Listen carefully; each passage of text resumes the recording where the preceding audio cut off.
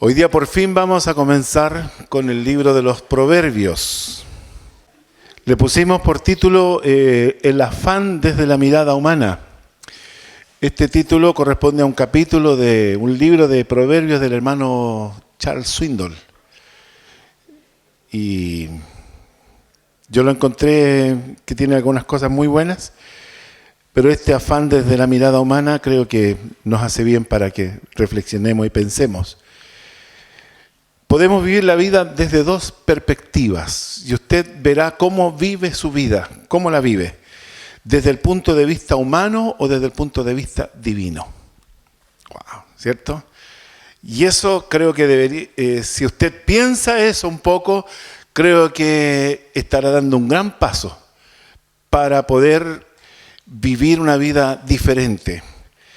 Podemos tener una mirada horizontal de la vida, o podemos tener una mirada de un punto de vista vertical, como la cruz, ¿cierto? La cruz tiene esta connotación, se extiende horizontalmente, pero también verticalmente.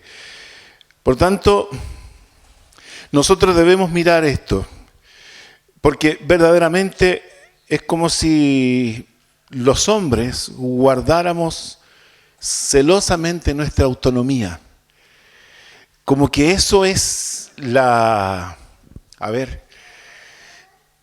que peleamos, de guardar nuestra autonomía con respecto a Dios. Y preferimos mantener nuestras actitudes y conducir nuestra vida independiente de nuestro Dios.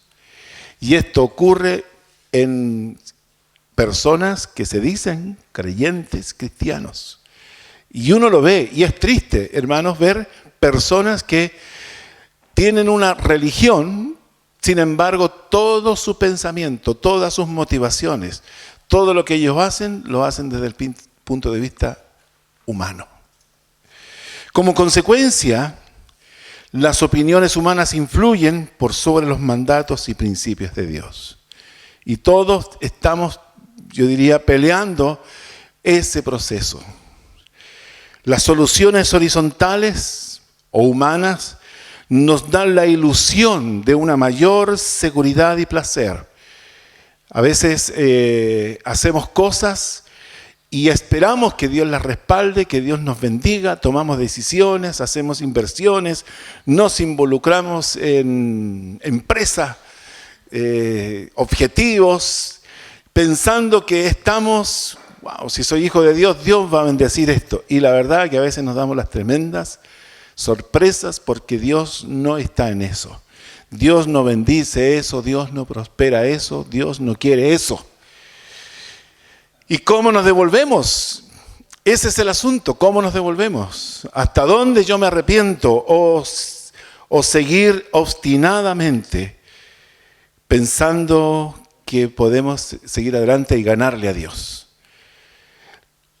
Las soluciones horizontales, como digo, nos dan una ilusión de mayor seguridad y placer, así que tendemos a ignorar o rechazar los remedios verticales inspirados por los principios divinos. El libro de Proverbios transmite sabiduría divina, es decir, consejos prácticos con una dimensión vertical para ayudarnos en la horizontalidad de nuestra propia vida. Y eso tiene que marcar una diferencia, eso tiene que hacer algo distinto en cada uno de nosotros, cómo nosotros enfocamos nuestra vida. Y Dios lo hace a través de los parámetros, y en este libro de los Proverbios lo hace a través de los parámetros de la poesía hebrea. La poesía hebrea. La estructura más común que nosotros veremos en este libro de Proverbios es la copla, que consiste en una composición de dos versos y contienen ideas directamente relacionadas entre sí, para que entendamos que este no es un relato, sino que son versos. Esto es poesía. Podemos distinguir entonces 4 tipos diferentes de coplas. La copla contrastante es una copla que contrasta la otra para mostrar ambas caras de la moneda. Y como un ejemplo, el Proverbios 13:1 donde la palabra clave que usted va a encontrar en este tipo de coplas es la palabra pero. 13.1, 13.1, 13.1. Pero es solamente un ejemplo, hermanos. Dice, el hijo sabio recibe el consejo del padre, pero el burlador no escucha las reprensiones. Y ahí encontramos el ejemplo. También encontramos la copla complementaria.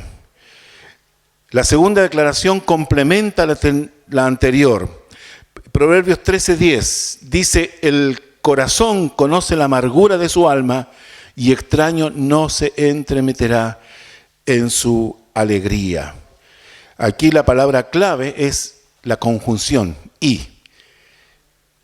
Es decir, la segunda declaración complementa lo anterior.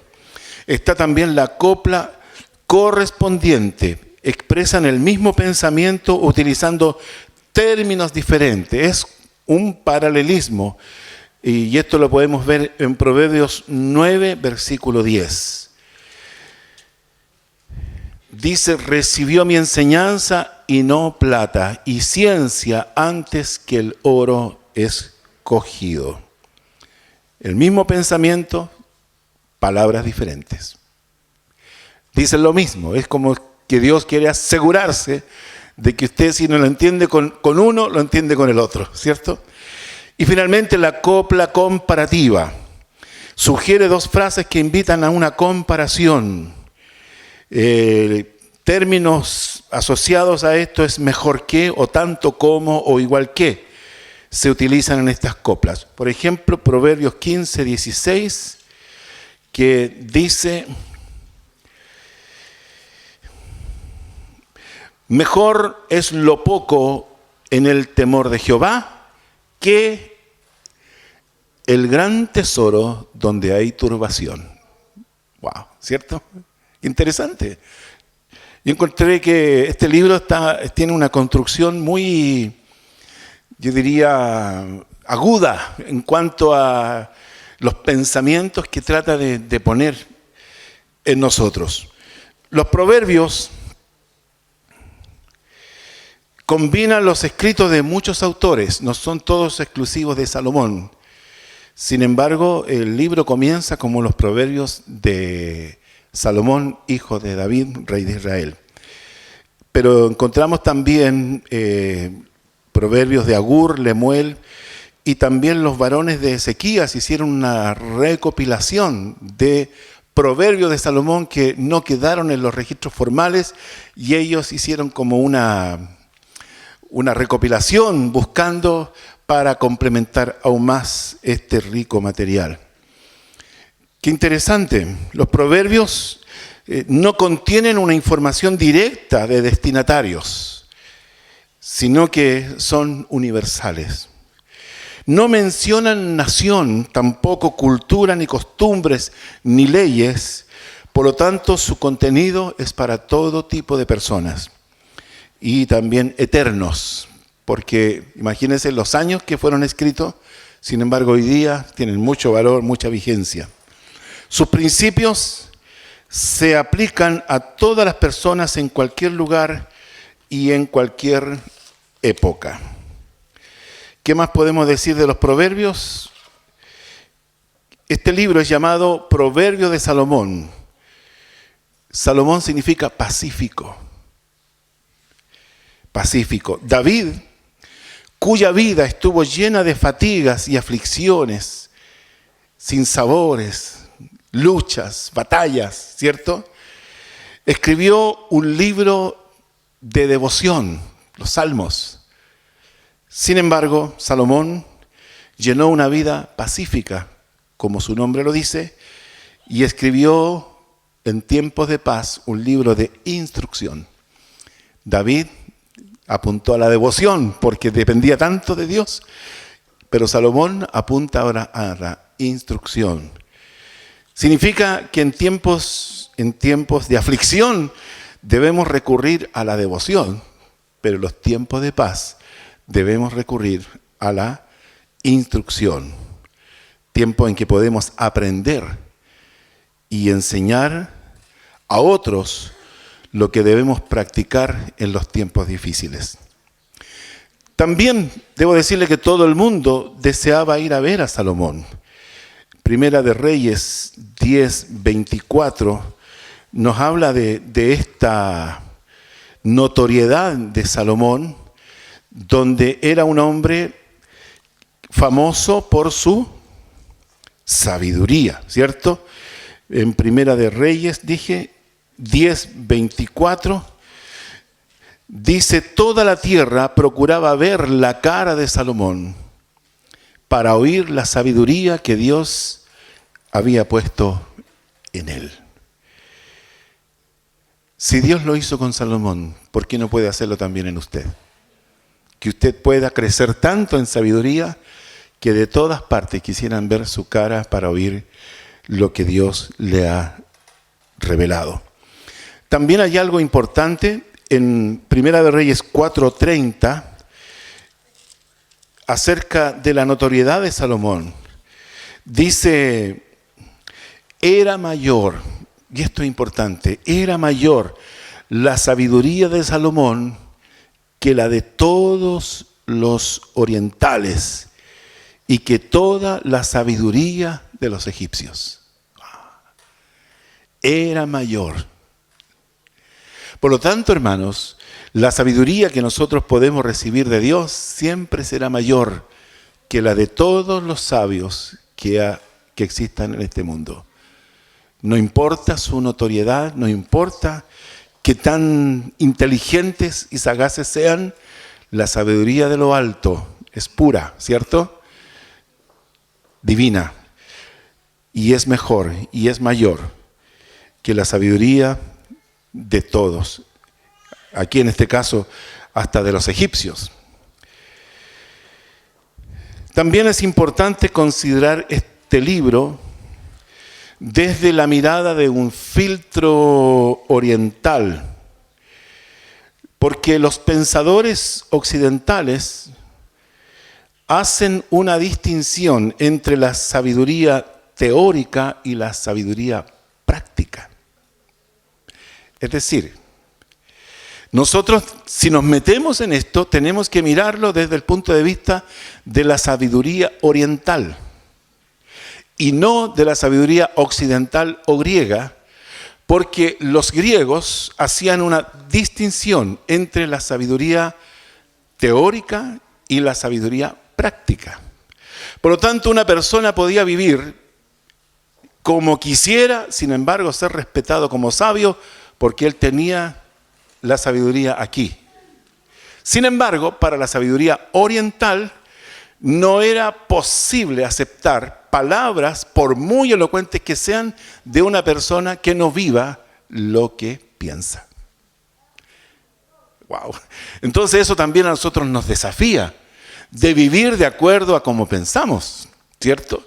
Que no estemos enfocados así como los occidentales, ¿cierto? Que tienen un estilo de vida y a veces muy reñido con lo que se espera de ellos en cuanto a ética y moral.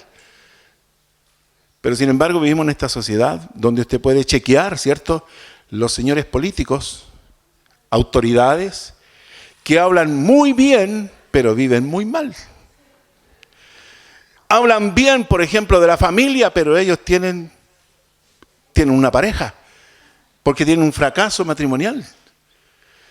Es decir, cosas como esa es la que nosotros no podemos darnos ese lujo. O somos o no somos. Amén. Claro que sí. Hermanos, y eso es lo que Dios espera también de nosotros. El Señor dice, hagan lo que ellos dicen, pero no hagan lo que ellos hacen.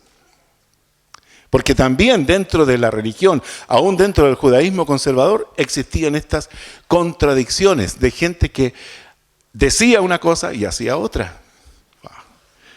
Por lo tanto, hermanos, hoy día vamos a comenzar esta peregrinación por el libro de los Proverbios. Los pensadores hebreos consideran que esta contradicción no tiene sentido, que una persona conozca la verdad y se comporte opuestamente a la verdad. Y eso dice es sinónimo de estupidez. Wow. Los pensadores hebreos, los conservadores decían, no puede ser alguien respetable porque habla bien y piensa bien, pero hace mal.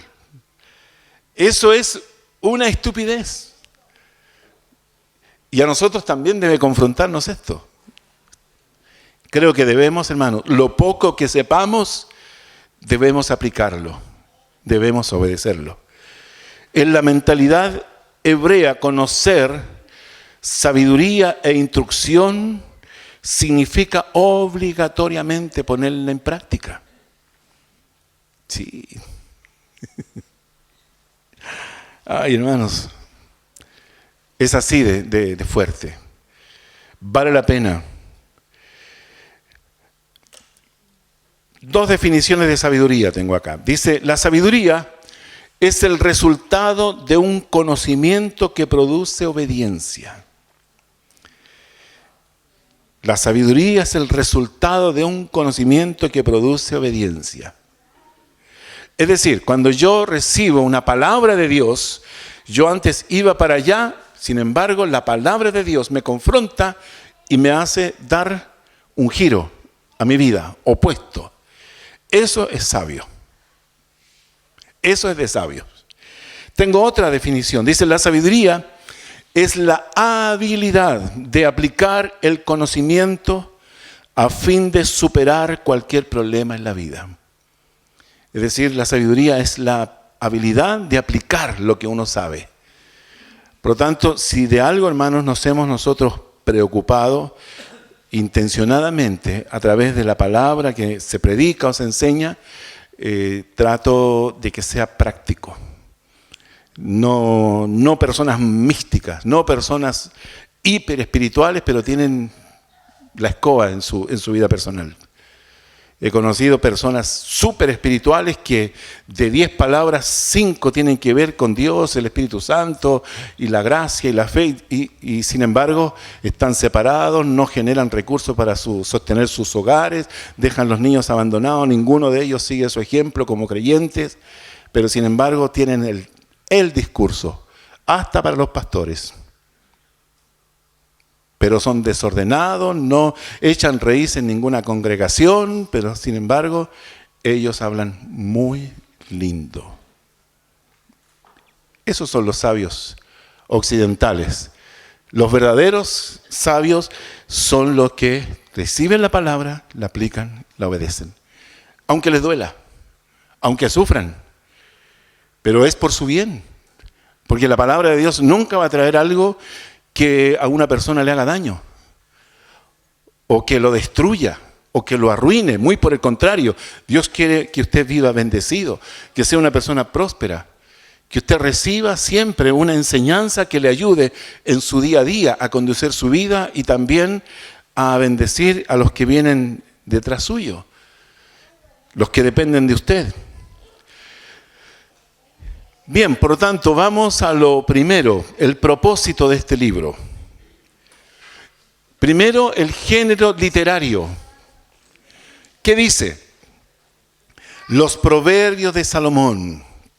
Por lo tanto, este libro está relatado en un género literario llamado proverbios, y ya lo definimos, ¿cierto?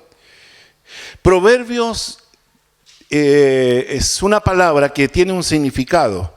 Esta palabra proverbios quiere decir ser como, ser como. Por lo tanto, los proverbios es un libro de comparaciones entre imágenes comunes, concretas y las verdades más profundas de la vida. De alguna manera tiene una similitud con, por ejemplo, las parábolas del Señor Jesucristo, que eran historias, que eran ejemplos de la cotidianeidad. Sin embargo, él la aplicaba a los principios eternos.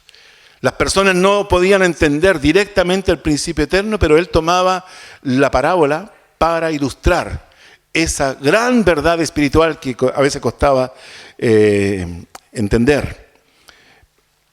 Por lo tanto, también los proverbios son afirmaciones, Son ilustraciones sencillas y morales que enfatizan y enseñan realidades fundamentales acerca de la vida.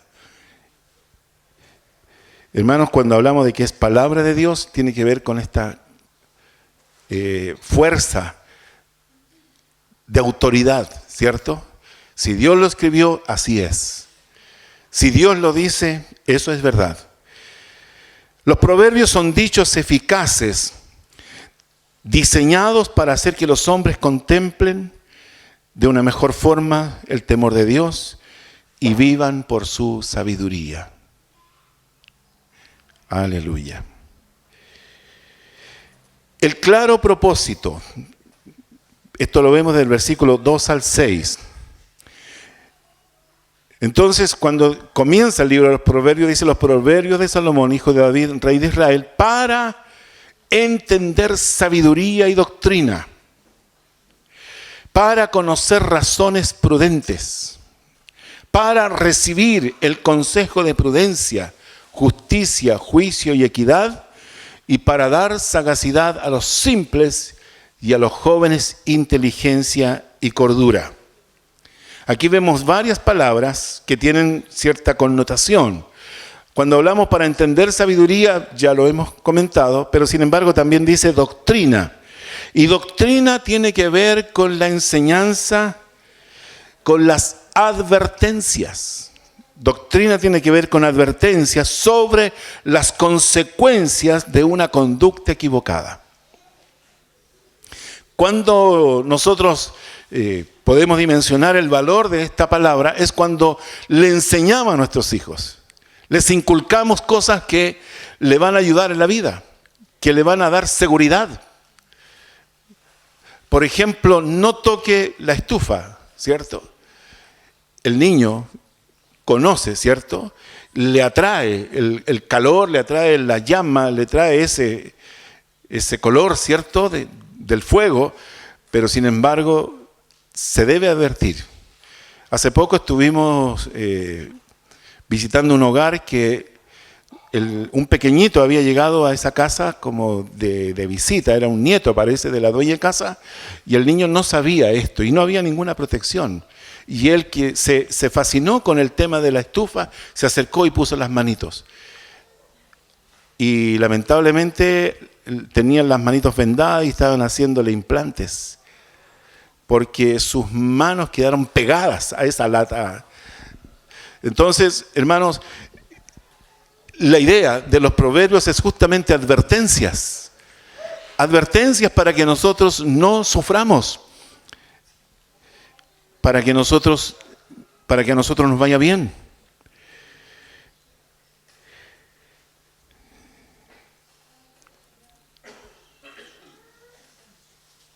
Este libro, de acuerdo a lo que hemos leído, nos ayudará a formarnos naciones correctas de las cosas, a poner un justo equilibrio en nuestras ponderaciones, a tener ideas claras y distintas, a fin de que sepamos cómo hablar y cómo actuar prudentemente.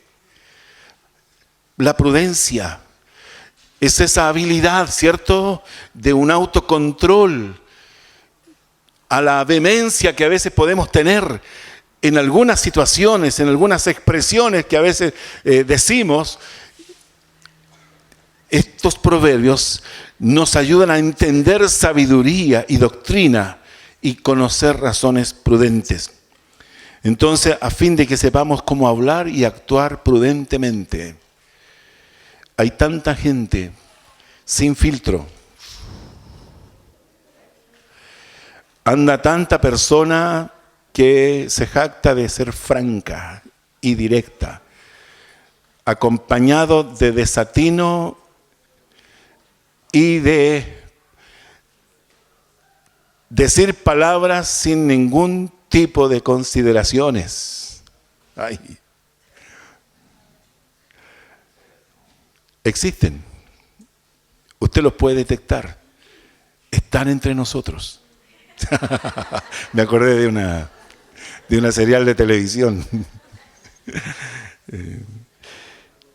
También, cuando hablamos de prudencia, es esa habilidad o ingenio, esa capacidad para reflexionar antes de, para observar situaciones y también para escudriñar. Cuando hablamos de observar, es poner en consideración todos los elementos. Cuando hablamos de escudriñar, estamos hablando de ver debajo de, porque a veces las cosas se ven muy lindas. Por lo tanto, Dios nos hace también prudentes. También esta habilidad para distinguir entre lo verdadero y lo falso. Para distinguir entre el bien y el mal. ¿Cómo es de importante, hermanos, es tener esta capacidad de distinguir? Dice, para conocer razones prudentes, para recibir consejo y prudencia, para dar sagacidad a los simples. Cuando hablamos de distinguir, hablamos también de ordenar correctamente nuestra propia conducta. También para dar el conocimiento de disponer y dar a cada uno lo suyo. De ordenar nuestra prioridad, nuestra vida, nuestros recursos. A Dios lo que es de Dios. Y a todos, en todos los ejercicios de nuestra relación con Dios y a los hombres, todo lo que a los hombres le debamos. Dice que no debas a nadie mal nada. Que no debas a nadie nada, sino paga a todo. Y ya hace una lista, el apóstol Pablo dice, al que honra, honra. Al que obediencia, obediencia. Y al que tributo, tributo. Y al que amor, amor. Por lo tanto, nosotros debemos estar conscientes de que debemos disponer lo que nosotros administramos y entregarlo correctamente a quien debemos. Cuando habla aquí, dice, para dar sagacidad a los simples. Esta palabra a mí me llamó la atención y buscando una definición encontré que simples son los que se dejan llevar fácilmente por las opiniones de otros. Personas que se dejan llevar son vulnerables a la influencia, a la opinión. Nunca tienen definido su estilo, porque siempre hay otros que le dicen, no, tú no te ves bien con eso. No, esto sí que te queda bien. Y el otro le dice, no, ¿quién te dijo que eso te quedaba bien? ¿A quién? ¿Cierto? Pero una persona simple dice, no, tengo que peinarme para atrás. Ya, después dice, no, tengo que peinar para adelante. No, para este lado. No, para este otro lado. No, tengo que cortarme el pelo. No, tengo que dejármelo crecer. No, tengo que teñírmelo. Tengo que hacerme viso. Tengo que plancharlo. Etcétera. Si tú haces eso, hazlo por ti y por la persona que más te importe, no por los demás. Y eso es solamente un ejemplo, porque te dirán, ¿a qué iglesia vas? ¿Qué se dice en esa iglesia? ¿Qué te enseñan en esa iglesia? No, eso está mal, eso está bien. Como si ellos tuvieran una mejor calidad de vida que tú. En serio, hermanos, hay gente que opina de sus convicciones. ¿Cómo tú puedes estar metido con esa gente? Pero yo vivo bien. Yo estoy metido con esta gente y gracias a esta gente tengo 41 años de un buen matrimonio. Y con una sola persona, imagínense. Son los ideales de Dios. Y estoy contento con eso. ¿Cómo puede estar con esa gente? Pero sin embargo esta gente a mí me ha inculcado ser correcto, ser honesto, ser honrado, ser educado. Me ha enseñado a hablar bien de la gente, a tratar bien las personas. Hermanos, ¿cómo puedo estar con esta gente? Si esta gente es la que a mí me ha acercado a Dios. Conocer a esta gente me permitió arreglar todos mis problemas de conciencia, mis remordimientos y limpiar mi oscuro pasado. Porque usted no sabe las cosas que yo tuve que confesarle a Dios. Vergonzosas. Pero Dios me cambió. Gracias a que alguien de esta gente me insistió, me habló y me invitó. Hermanos, los simples son esas personas vulnerables. Hay personas que dicen, mire, en el mundo se ve feo darse vuelta a la chaqueta, ¿cierto? No, es que antes era de izquierda y ahora es de derecha. No, antes de derecha, ahora es de izquierda. Hermano, hay gente que tiene sus propias convicciones y deben ser respetables. Porque han superado el nivel de la simpleza. Porque los simples son los que son una hoja suelta. Sopló un poquito el viento para allá se van. Los simples. Los que se dejan llevar fácilmente por las opiniones de otro y por lo tanto son presa de la indecisión. También dentro de los simples está los jóvenes, dice, y a los jóvenes inteligencia y cordura. Cuando hablamos de jóvenes, estamos hablando de las personas que abundan en vitalidad, pero también sus juicios son precipitados y faltos de ponderación. No tienen el equilibrio para expresar sus opiniones. Los jóvenes tienen eso, son avasalladores. Los jóvenes miran en menos a los ancianos, a los viejos, porque no tienen fuerza, porque no tienen energía, no tienen vitalidad. Pero los mayores que han sabido dejarse guiar por la palabra son personas que manejan recursos. Usted sabe que hay un nicho muy interesante en Chile y ha sido descubierto que es el nicho del adulto mayor como negocio. Porque los adultos mayores manejan recursos, muchos de ellos.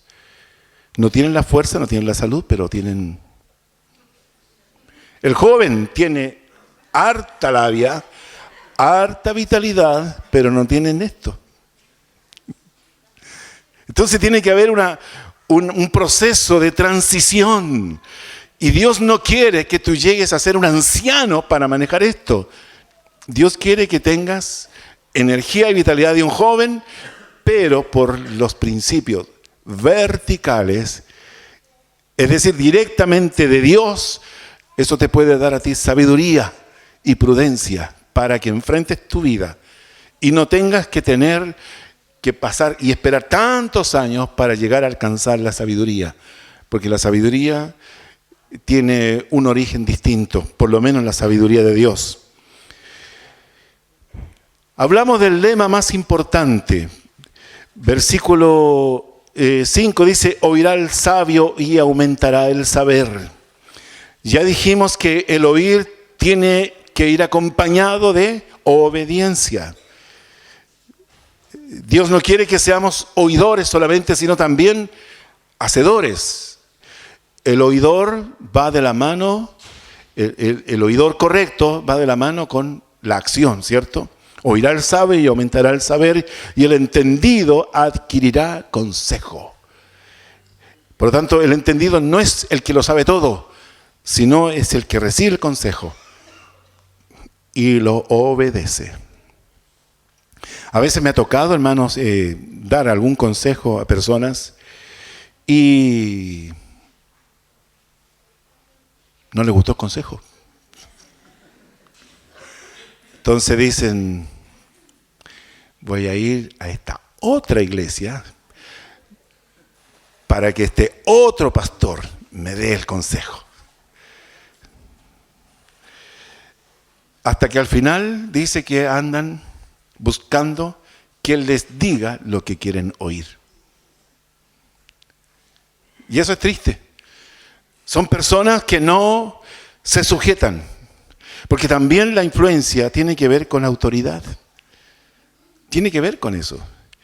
El pastor nuevo tal vez le va a decir algo, pero el pastor no conoce toda la historia. Conoce solamente una parte de la historia, la verdad de él. Entonces le dice, no, es que tu pastor no te comprende. Ven para acá, aquí está el fuego, aquí está la unción, aquí está la revelación. Y ahí quedan. Hermanos, el versículo 7 es clave. Dice, el principio de la sabiduría es el temor de Jehová. Los insensatos desprecian la sabiduría y la enseñanza. Los insensatos son los que tienen la mirada humana, la mirada horizontal. Los insensatos son los que velan y protegen siempre su autosuficiencia. Yo me la puedo, yo lo sé. Yo puedo salir de esto, yo puedo vencer esto, yo puedo superar esto solito. Esos son los insensatos. Son autosuficientes, aborrecen la sabiduría y todo consejo o corrección. Sin embargo, la palabra de Dios, el principio de la sabiduría, es el temor de Jehová. La base de la verdadera sabiduría comienza temiendo a Dios. Si no hay temor de Dios, no es sabiduría de lo alto. Es terrenal, como dice en el Nuevo Testamento, Santiago me parece, terrenal y diabólica. Porque está apoyado en la tierra, en la arena y no en la roca. La base de la verdadera sabiduría comienza con el temor de Dios. Por eso dice, es el principio. Si no comienzas temiendo a Dios, no serás un sabio, por lo menos delante de Dios. Tal vez delante de la iglesia puedes, tal vez, engañar, pero no será una sabiduría trascendente, porque tarde o temprano Dios la probará. Esto implica en el temor de Dios asombro. Hay una alabanza que dice, me asombras, me asombras. Implica también reverencia, el temor reverente de Dios, reverencia. Y también implica obediencia, actitud de obedecer. El temor de Dios va acompañado con la obediencia. También el temor de Dios tiene un grado de humildad importante. Aprender a ser humildes y hallaremos descanso para nuestras almas. También el temor de Dios nos lleva a la bendición de Dios, su bendición. Creo que eso es importante, que Dios nos lleve a la bendición suya. Y también, hermanos, el temor de Dios es el inicio, es la base donde nosotros construimos nuestras convicciones. Es como darle firmeza a lo que nosotros edificamos de nuestra propia vida. Ahí comienza todo. Y ese es el texto principal y más importante de este libro. El principio de la sabiduría es el temor de Jehová. Los insensatos desprecian la sabiduría y la enseñanza. ¡Wow! ¿Vamos bien? Sí. Número 2. Advertencia contra el engaño. Primero aquí encontramos este párrafo en dos divisiones. Primero, el principio del honor a los padres. Oye, hijo mío, la instrucción de tu padre y no desprecies la dirección de tu madre. Aquí está hablando el sabio. Y el sabio tenía, porque él dice, oye, hijo mío, la instrucción de tu padre. ¿Se da cuenta? No está hablando el padre directamente al hijo, sino que el sabio está recomendándole al hijo que que reciba la instrucción de su padre. Es que los sabios en ese tiempo eran personas que asumían una paternidad espiritual sobre los discípulos que tenían. Los sabios, por lo tanto, involucraban sus sentimientos con aquellos que estaban bajo su instrucción. Qué interesante. No era simplemente un pedagogo, una persona que hace una clase y que después se va y los deja todos ahí, sino que era una persona que estaba comprometida en el proceso del aprendizaje de sus alumnos. Oye, hijo mío, mire, de esa manera es como que lo tiene incorporado en su corazón, ¿cierto? Oye, hijo mío, ese trato de hijo. La instrucción de tu padre. ¿Se da cuenta? Me llamó la atención eso. Y no desprecies la dirección de tu madre. Entonces hablamos de la autoridad paternal del sabio. Implica una autoridad que transmite lineamientos morales. Aquí Salomón asume o supone que los padres cumplen con el deber de enseñar y corregir a sus hijos. De igual manera, nosotros también asumimos y suponemos que los padres tienen ese mismo compromiso. Sin embargo, a veces por los resultados nos damos cuenta de que no siempre es así. Entonces él asume esto como una verdad, que el padre está instruyendo al hijo, pero también exhorta al hijo a escuchar. Y ese escuchar significa someterse y agradecer lo que el padre le transmite. La corrección, la reprensión y la disciplina del padre. Es decir, aquí hay un velar de la palabra por mantener el parámetro de autoridad de los padres hacia los hijos. Si hay algo que cuesta, hermanos, es soltar los hijos.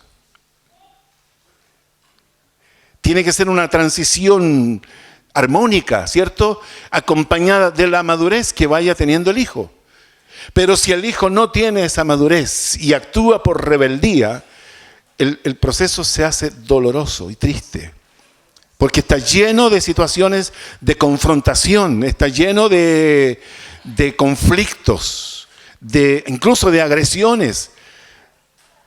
Porque si hay algo que tienen los hijos en rebeldía son argumentos. Wow.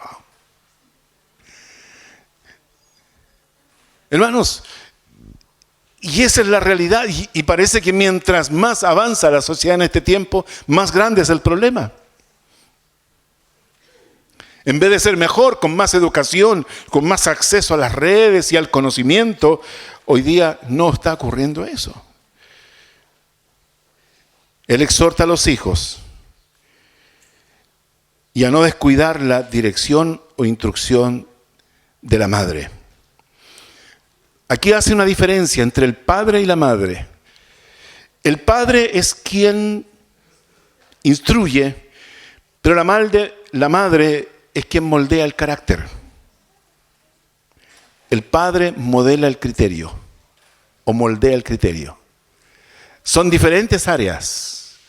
El padre entrega información fuerte, potente, para ayudar al hijo a tener su propio criterio de las cosas.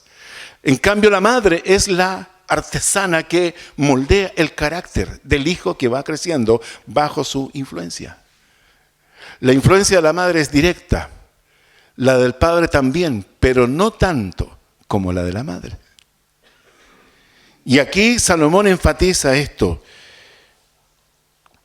La madre moldea el carácter, el padre moldea el criterio. La fijeza de la mente para discernir, para pensar. También, versículo 9 dice, porque adorno de gracia serán a tu cabeza y collares a tu cuello. Adorno de gracia a tu cabeza. El resultado será como esta bella comparación, adorno de gracia a la cabeza, es decir, un ornato, un adorno, una corona, una joya.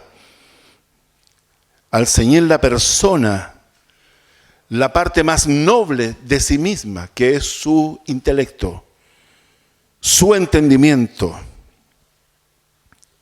Y también la adorna con este collar, dice, a su cuello. De alguna manera símbolo de lo que representa sujetar la voluntad o someter la voluntad. El collar de alguna manera refleja esto. Hemos entregado nuestra voluntad. Nuestro cuello sostiene este collar y donde finalmente la diadema descansa sobre nuestro corazón. Es decir, la mente o el entendimiento más nuestro corazón hacen una sola voluntad. Y eso será una joya, un adorno para su cabeza y para su cuello. Encontré interesante la comparación. También habla ahora de las advertencias contra el proceso del engaño. Y aquí lo puse como un proceso porque en realidad es así, o la mirada horizontal. ¿Cómo comienza esta exhortación? Dice, hijo mío, si los pecadores te quisieran engañar. Cuando habla de pecadores o de perversos, son personas que no amenazan, que no discuten, sino que seducen con lisonjas. Son asociaciones que los perversos o los, como dice aquí, pecadores, hacen contra los simples, ¿cierto? Los incautos. Y aquí viene esta palabra de advertencia. Ellos dicen, si te quisieran engañar, no consientas. Si dijeran, ven con nosotros. Es la invitación al camino de la maldad. Deseamos tu compañía.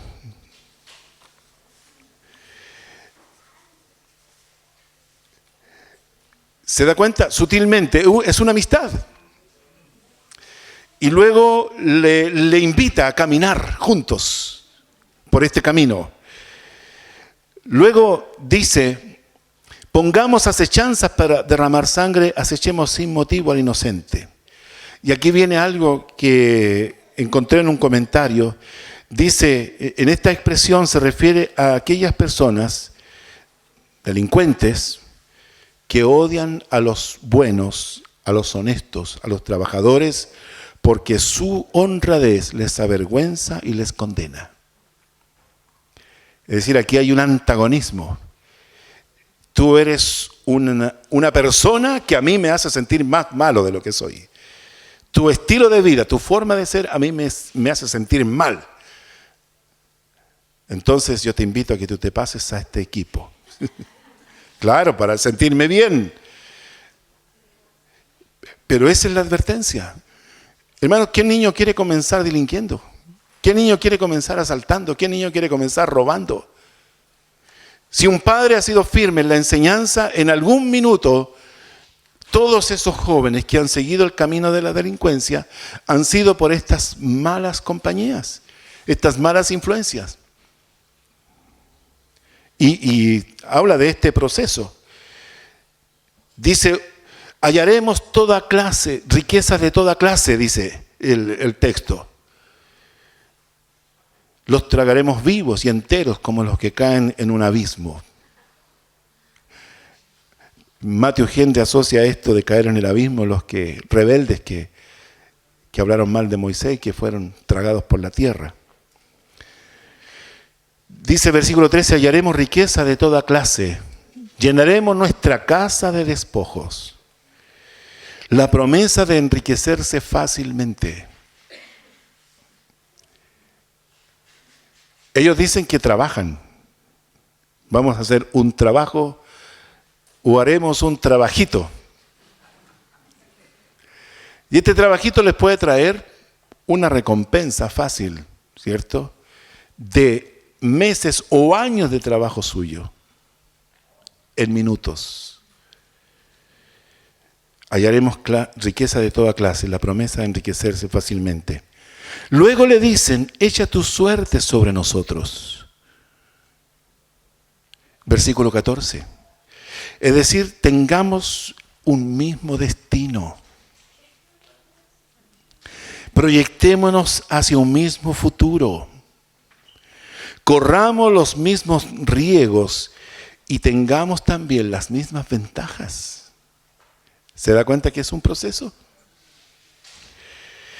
También dice, tengamos todos una bolsa donde repartamos equitativamente nuestras ganancias. Dígame si no es un proceso paulatino, poco a poco. ¿Cuál es la estrategia, por ejemplo, del narcotraficante? El primero es gratis. El segundo también. El tercero te va a costar. Claro. Primero desarrolla la adicción y después se transforma en el objeto de su negocio. En el mundo de la delincuencia también es así. Al principio son amigos. No, si somos amigos, son buenas personas, me quieren, me estiman, me han acogido. Yo me siento bien con ellos. Poco a poco lo van instruyendo en el camino del mal. Un versículo que me gustó dice,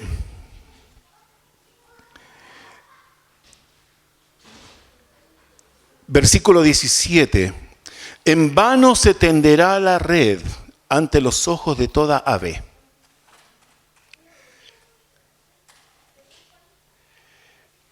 Es decir, es un iluso el que pretende cazar aves delante de ellas armando sus lazos. El ave se da cuenta de que esa red es un peligro para él. Pero ellos, mire, a su propia sangre ponen acechanzas y a sus almas tienden lazo. Es decir, se creen vivos, pero son ingenuos, pensando que siempre van a ganar. En algún minuto el lazo les atrapará, la red no les permitirá seguir huyendo.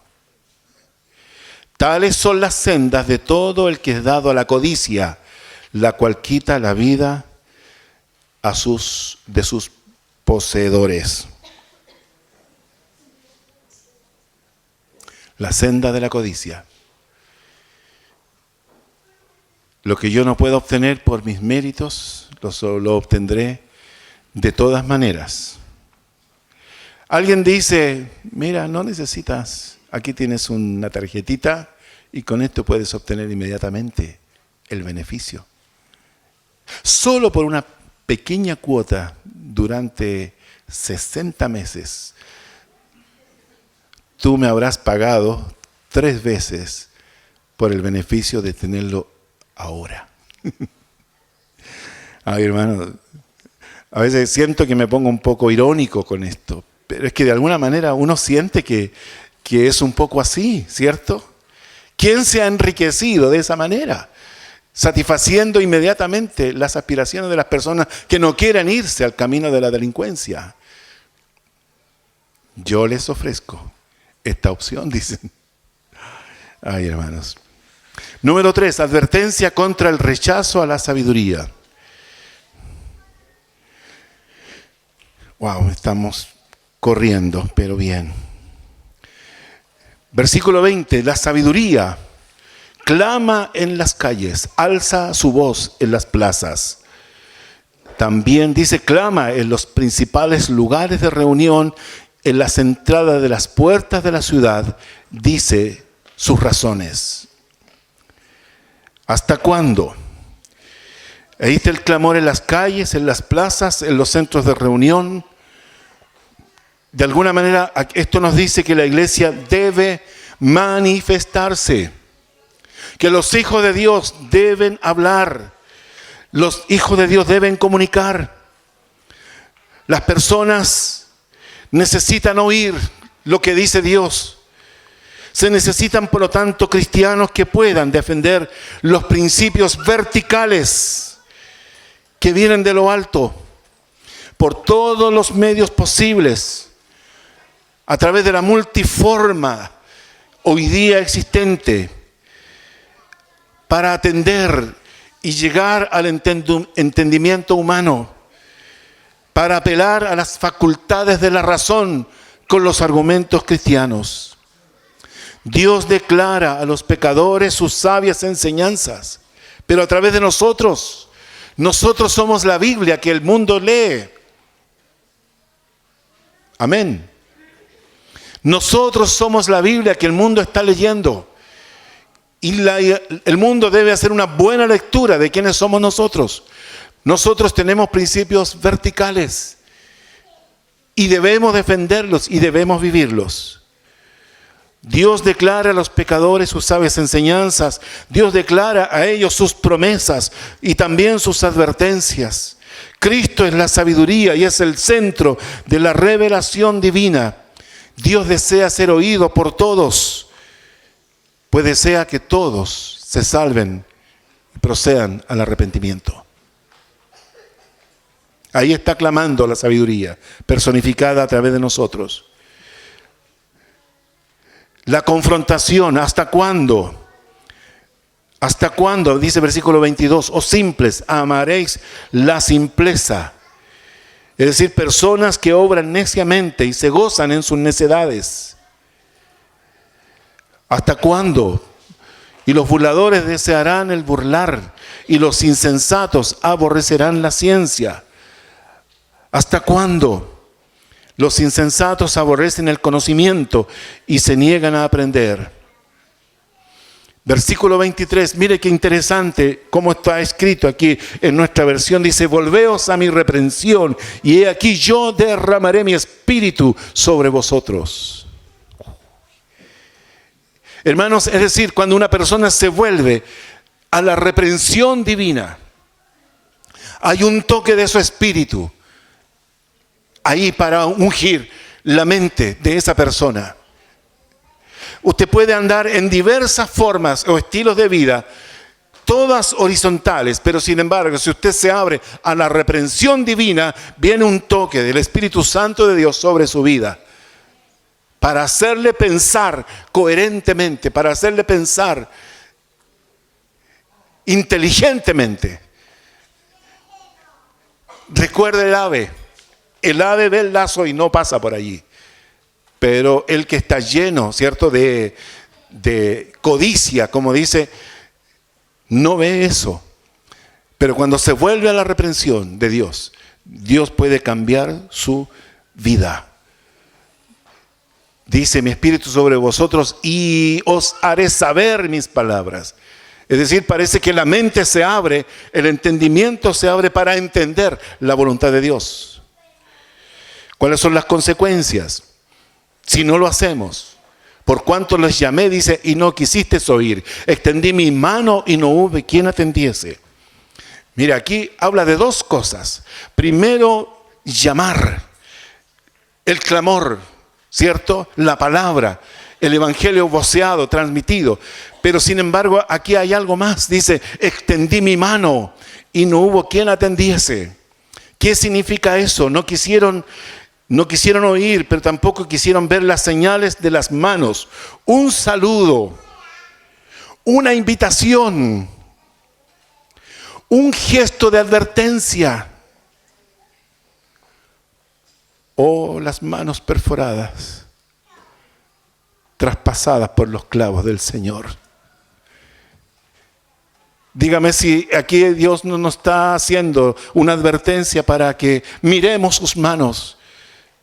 Extendí mi mano, dice, pero no hubo quien atendiese.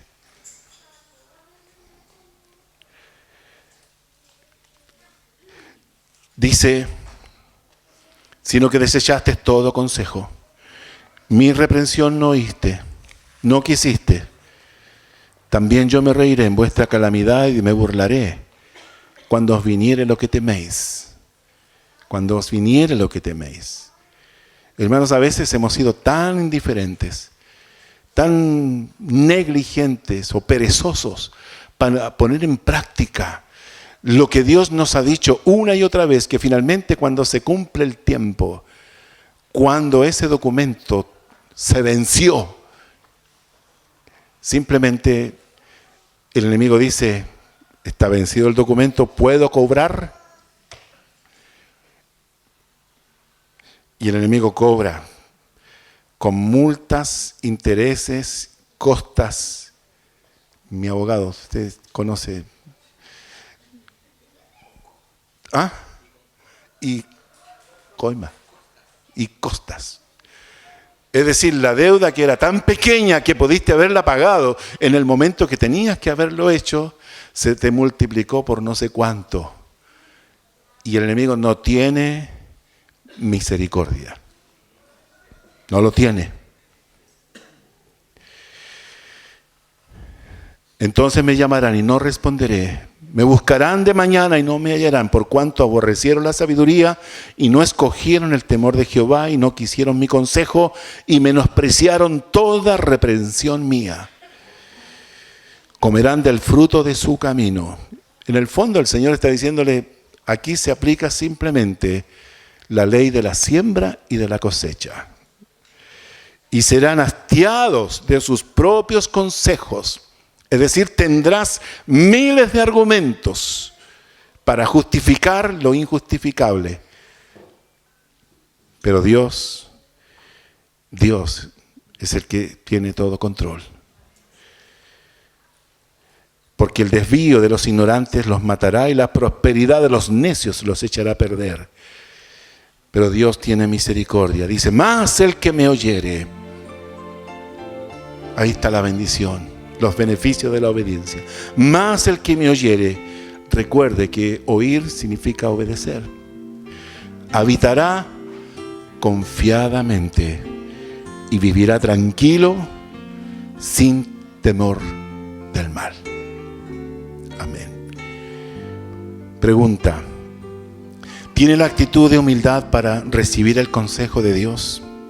Examine su corazón. ¿Qué tan humildemente es usted para escuchar la reprensión del Señor y decirle, sí, Señor, tú tienes toda razón, perdóname, me arrepiento? ¿Qué tan seguro eres de ti para marginar al Señor con su palabra en tu vida? ¿Qué tan seguro eres para decirle, Señor, yo quiero seguir haciéndolo a mi manera, a mi estilo? ¿Estás dispuesto a darle espacio a tu mente para que funcione de acuerdo a la verticalidad de la palabra? ¿O te mantendrás razonando verticalmente de acuerdo a la influencia de este mundo? Usted es quien toma la decisión. Amén. Señor, gracias te damos por tu palabra en esta mañana.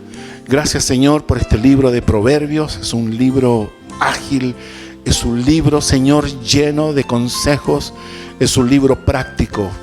Es también un libro, Señor, que nos acerca a ti. Padre Celestial, si hemos perdido nuestro temor de ti, este es un buen momento para recomenzar. Si nos hemos equivocado, Señor, si hemos actuado obstinadamente o alocadamente, este es el momento, Padre, para pedirte perdón de todo corazón. Yo sé, Señor, que tú tienes misericordia de nosotros. Levanta al caído, Señor. Vuelve a restaurarle. Vuelve, Señor, a darle eso que de seguro, Señor, es el mover de tu bendición sobre su vida. En el nombre de Jesús, declaro bendición sobre tus hijos. Gracias, Señor, por aquellos que comenzarán, Dios mío, a abrir su mente a una vida vertical. En el nombre de Jesús, desechamos, Señor, y sacamos de nuestro corazón todas las actitudes que hemos tomado como personas, pero que son consejos de la horizontalidad, del estilo de este mundo. En el nombre de Jesús, gracias, Señor. Amén.